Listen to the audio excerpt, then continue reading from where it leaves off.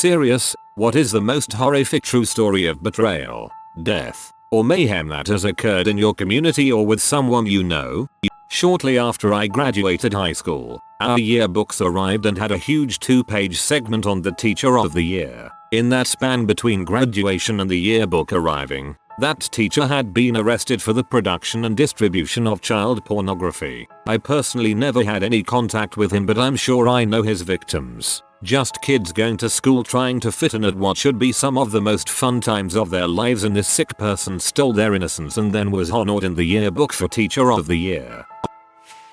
2 streets away from my parents' house in an affluent area, 15-year-old girl got off the bus and walked into her empty house. She didn't know there was a burglar inside. That guy killed her, robbed her, too, and walked away. Before they found the killer, he had texted her parents from the dead daughter's phone for days. That's pretty fricked up to be texting the parents. 2 guys working on an article together. One of them is diagnosed with cancer. While he's going through chemo, the other guy publishes the article under his own name only. It amazes me how some people have no conscience. I've always wondered how people do things like that without the guilt eating them. Sophomore year of high school, 3 years ago, one day before school I just had a feeling that I really wanted to skip and play hooky. I tried, but my mother wasn't having it. During second period I get called out of class and taken to another school where my sister was at. They get us in a room and we find out that my father, who was divorced from my mother and lived an hour away, had snuck in the house while my mother was dropping us off at school. He had strangled her to death. After that he called the police to notify them and then shot himself in the head. Somehow he survived and is now serving a life sentence in prison. One of my colleagues just got prosecuted for having child pornography. I liked him, I counted him as a friend. He'd been to my house and given me small gifts. I only just found out today and still can't really believe it. One of the subjects was a 9-month-old baby. It's just awful. I will never be able to wrap my head around people doing sick stuff like that to babies. I guess it's probably a good thing that I can't. This was over 20 years ago. Our local police officer, small town only one, chased a kid on a dirt bike for riding on the roads and skipping school. The kid tried to turn down a trail and crashed, and the officer hit and killed the kid. The officer was not found at fault, but he left town shortly after. There was a huge debate on whether the pursuit was justified. When I was in the Boy Scouts we were going to have a camp out at a small state park near home. I was sick and couldn't go to it. An overnight thunderstorm knocked down a tree and it landed on a tent and killed my friend. Just bad luck. One tree in the park falls on the night there was a camp out. I still wonder where I would have been sleeping if I wasn't sick. Miss you, Jeremy. You were a funny dude. Had a friend and co-captain of the soccer team brutally murder his parents. Stabbed his dad 20 or so times and chased his mom around the neighborhood with a splitting maul until he caught her. His mom was my English teacher as well. A lady was sexually assaulted from a gang member. She went to report it. The guy had a restraining order. He told his friends to get her. Later the night 3 larger women killed her by beating the crap out of her. Did he not realize that if he was going to murder her the violation of restraining order wouldn't have been a big deal? When I was 6 years old, a guy broke into my neighbor's house and killed my neighbor, a nice, elderly widow, her daughter, and her 5-year-old grandson, who were visiting, with a roofing hammer. Apparently the guy had met my neighbor's late husband in a ham radio club and was, for some reason, convinced there was money hidden in the house. There wasn't. My neighborhood was not a place where violence was a regular occurrence, so it was pretty shocking. The guy was eventually caught because of America's Most Wanted, but I remember seeing reward signs up in all the stores in my hometown before they captured him. Must be terrifying to know what happened next to your house. As I would have locked myself up for decades. When I was in grade 6, a girl in my class was murdered by her own mother to please her boyfriend, who said either her or me. They found her body in the river with her pants pulled down to make it seem like she had been sexually assaulted. She was on TV begging for her daughter to be returned to her after she had already murdered her. My mom worked with the mom at a grocery store and even gave her some of our own money to help. So my scout leader was great. Taught me a lot of useful skills, both practical and life skills. He was a really well-respected member of the community and was awarded Citizen of the Year twice by our council. Turns out he was sexually abusing some of the boys in a couple of the scouting families. He didn't do anything to me. He tried to off himself in prison last I heard of him. Unfortunately, he didn't succeed. The sad part is that his wife still defends him and thinks he's innocent. The evidence was pretty damning, but she's stuck in denial over it all and has alienated herself from everyone because of it. I don't know if it's that horrific, but it did happen a few doors down. A married couple with a daughter had lived in the house, but the wife had taken a lover, subsequently causing them to divorce. The woman stayed in the house, and the lover eventually moved in and became the boyfriend. The scorned ex-husband decided one morning to get revenge. He had been sitting in his car outside, drinking to get courage, before breaking into the house. He had brought his hunting rifle and fired 5 shots into the bed where the ex-wife and her new boyfriend slept. Miraculously, he didn't hit them, and the boyfriend was able to wrestle him outside and scream for help.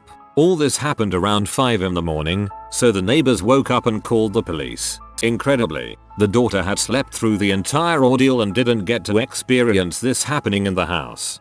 It sounds like he hadn't used his hunting rifle much. Glad they survived.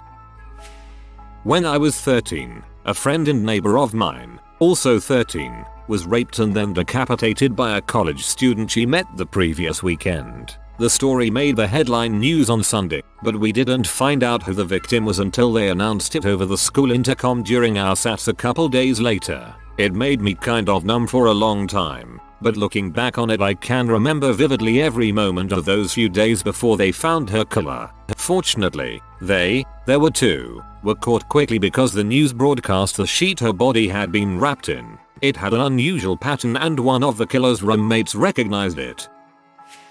Warning: graphic. This happened in my mother's hometown. A 15-year-old girl was sent to live with her grandma and grandma's sex offender boyfriend. Not too long after, her class was given a writing assignment with the prompt "What's the best or worst thing that's ever happened to you?" Using fake names in her essay, she described living with a man she was afraid of who had handcuffed and raped her. The school officials followed up with the principal, but the girl got scared and told them she was making it up. No one called the authorities. The grandma and her boyfriend drove her to the school, and she was forced to apologize to the teachers for lying in her essay. After the girl's boyfriend got her pregnant, her grandmother convinced her to get an abortion. The girl eventually called her mother and some pro-life organization filed a restraining order. The mother, who lived in a different state, tried to get custody back and it went to court. The judge spoke with the girl, who told him she was scared of the boyfriend, that he would do inappropriate things, offered her money to strip and she did not feel safe living there. The judge didn't believe her, never contacted the police and told the mother that he found no evidence that the home was unsafe. A few months later, he tied her to the bed, raped her, shot her grandmother in front of her and proceeded to rape her again. They finally believed her. The teachers involved were fired and the judge retired early. Judge should have been tried and convicted of something.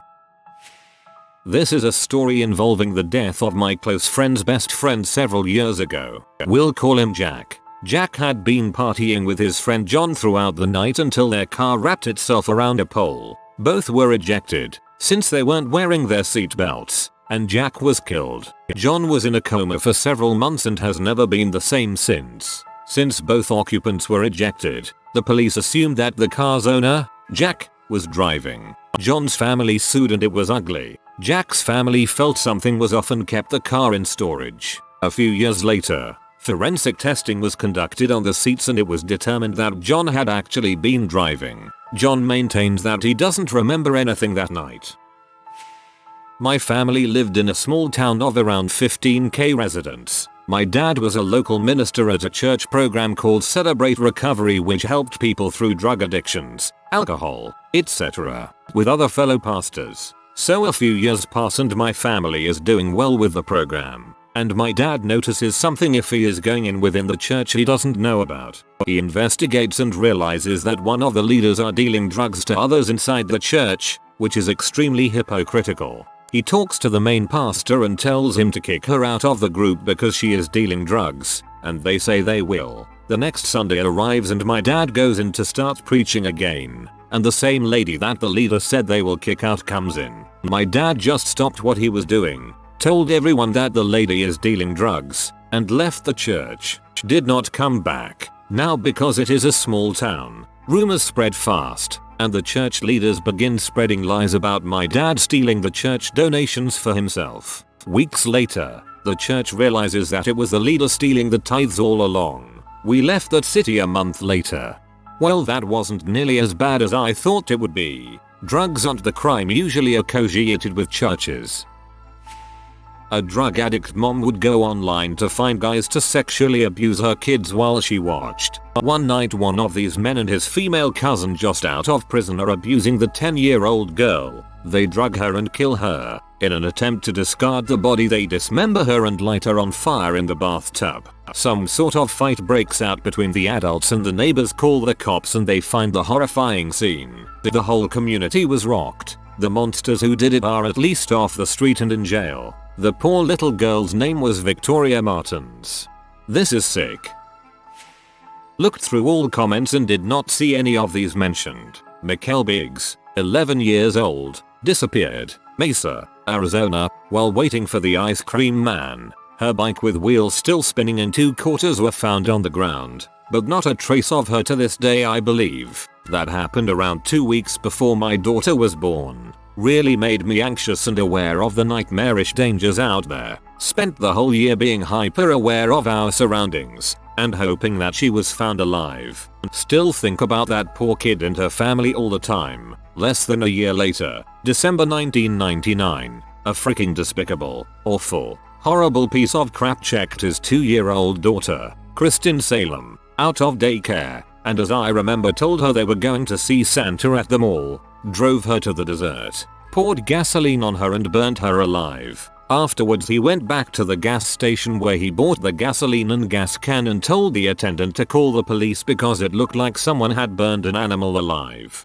He let them know where it was. I remember hearing his testimony on the news during trial years ago and seem to remember him saying that she was screaming, "Help me daddy, help me," and he laughed. He freaking laughed. I would see the story on the news and just shake out of anger and sadness. We were driving somewhere one day, that same month, and less than a half mile from where we lived there was news trucks from a residential area clogging that street and distracting drivers on the main road. I recognized the woman they were interviewing as the little girl's mother. That profoundly fricked me up. To this day, the poor kid was murdered in the desert miles away, in Mesa, but she apparently lived right there so close to us in Phoenix. I think all that occurring during my kid's first year of life really forged how close we are today. But thinking about either of those cases bothers me to this day. And so many other things have happened in Phoenix before and since then, but those two events will probably never leave my mind. Jesus frick. I need to stop reading this thread. Some people just need to be taken out back and shot. Anyone who would do that to a child, let alone to their own 2-year-old daughter, is not someone who should be living on this earth.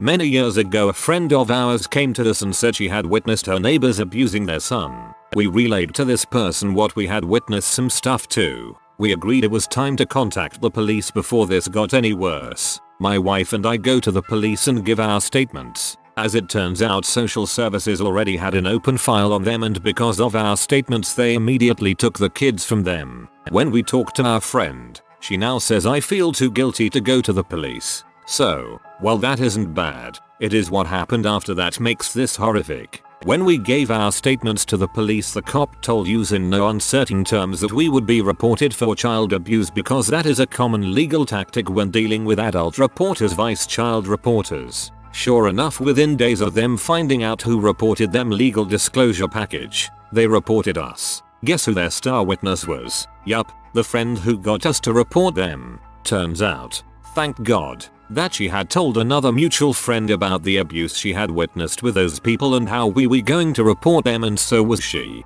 In the end, we never got in any trouble because it was so obvious what was going on. P.S. Tracy, if you ever read this, IMHO, you are the most horrible person I have ever had the displeasure of meeting.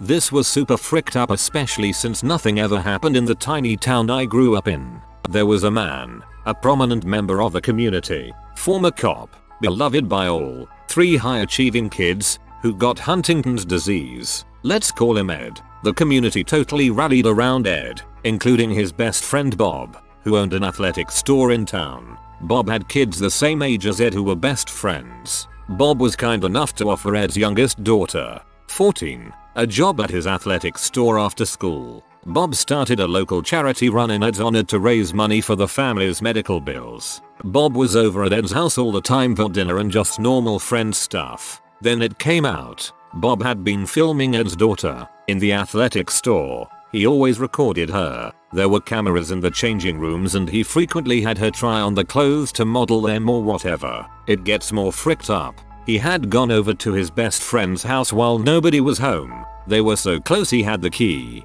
and put cameras in all his daughter's bedrooms and bathrooms. Bob had a daughter the same age as Ed's and had put cameras in her bedroom and bathroom too. Just think about that for a minute. He took advantage of his best friend's chronic illness, which was tearing their family apart, to prey on his children. They raided his home and workplace and found thousands of child pornography images and videos. Some he had made himself and others too. He's currently serving 5-9 years, which I don't think is close to enough. Jesus Christ. Someone like that should be serving 25 to life, not 5-9.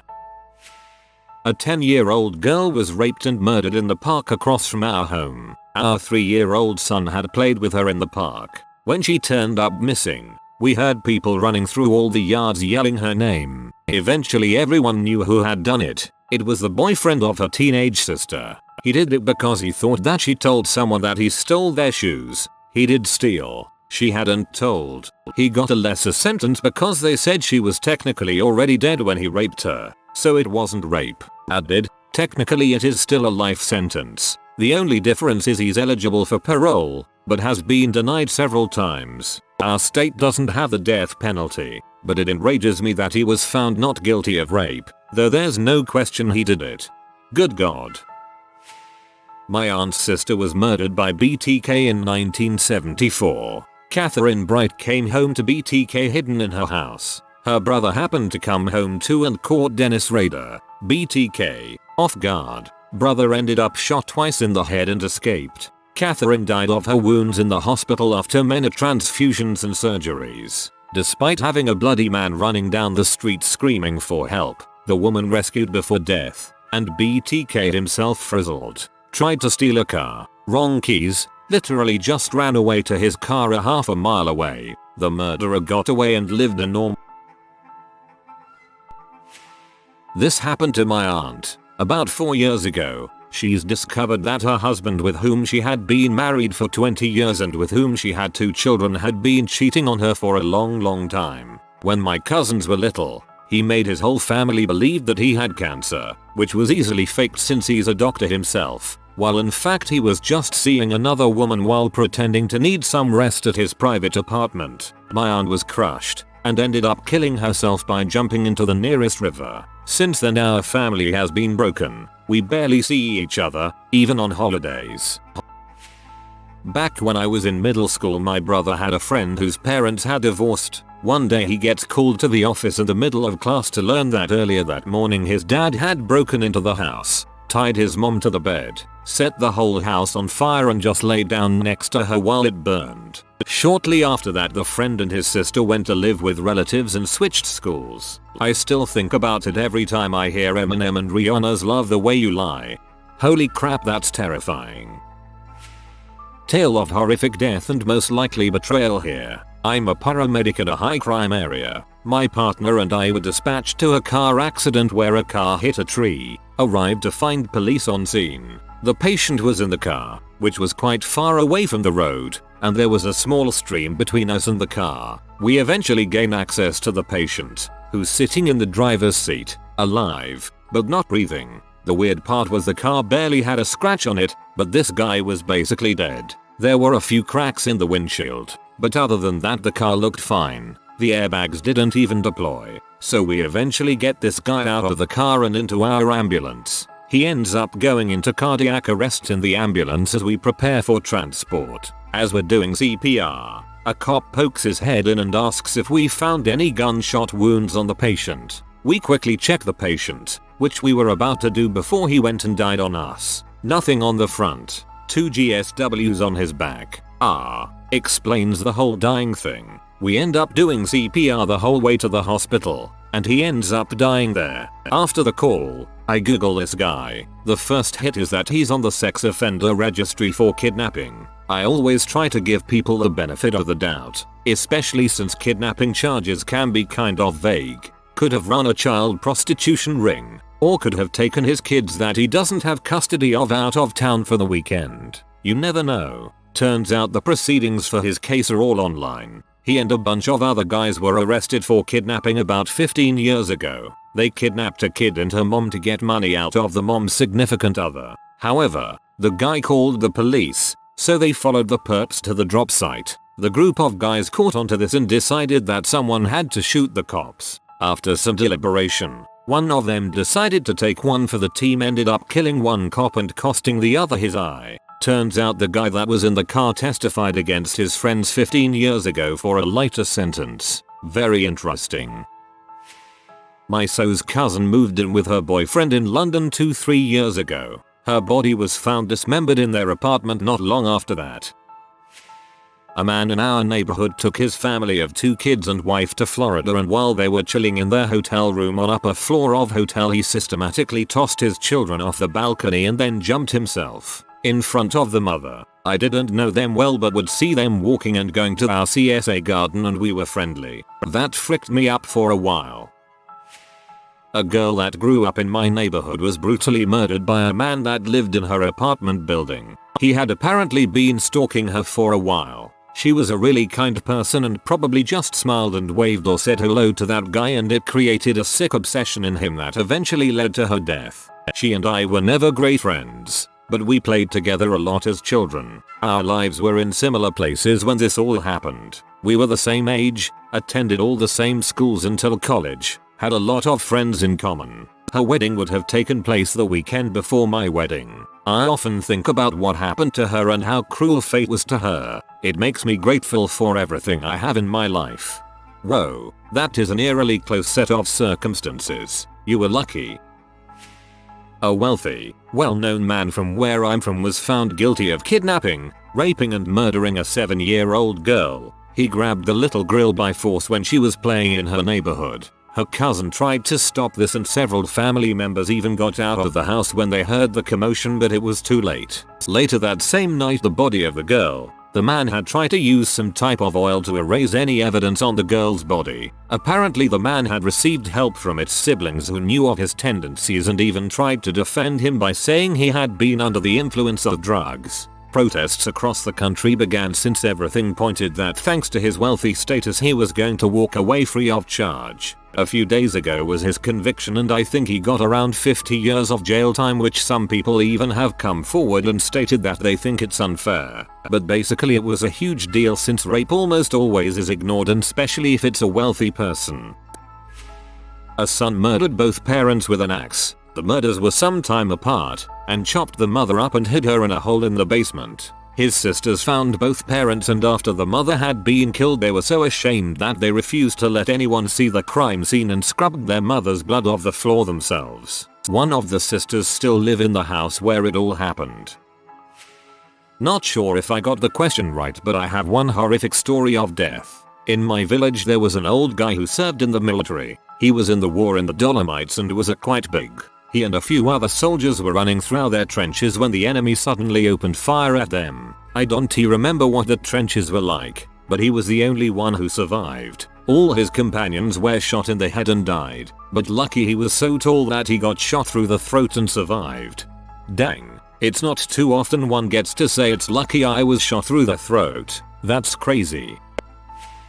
Recently, and not too far from where I live, a lady I went to school with and her husband were killed in the middle of the night by her daughter and 2 of her male friends. Her daughter was 15 or 16, and her friends were maybe 20-21.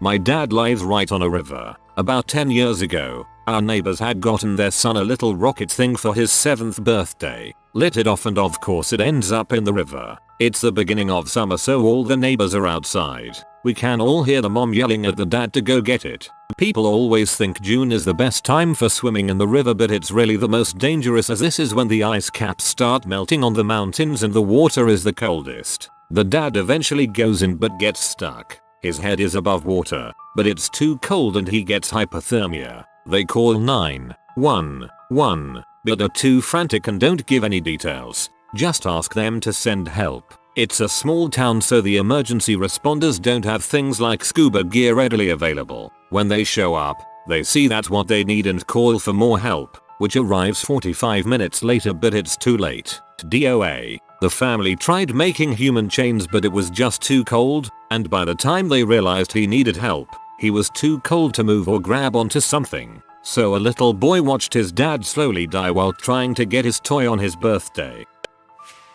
This happened in February. About 15-20 minutes from where I live, two girls had the day off from school and were hiking on a historic trail together. They were molested and brutally murdered. One of the girls actually got pictures of a suspicious man, and a short audio has been released from her phone of a male voice saying "down the hill." There is more audio, but many in my community suspect that it is too gruesome to be released to the public. The girls often were murdered in a small town with only 3,000 people. They haven't found the killer yet. I read the story somewhere recently. If you are new to the channel, you can subscribe. I publish new videos every day. Until then, check another video.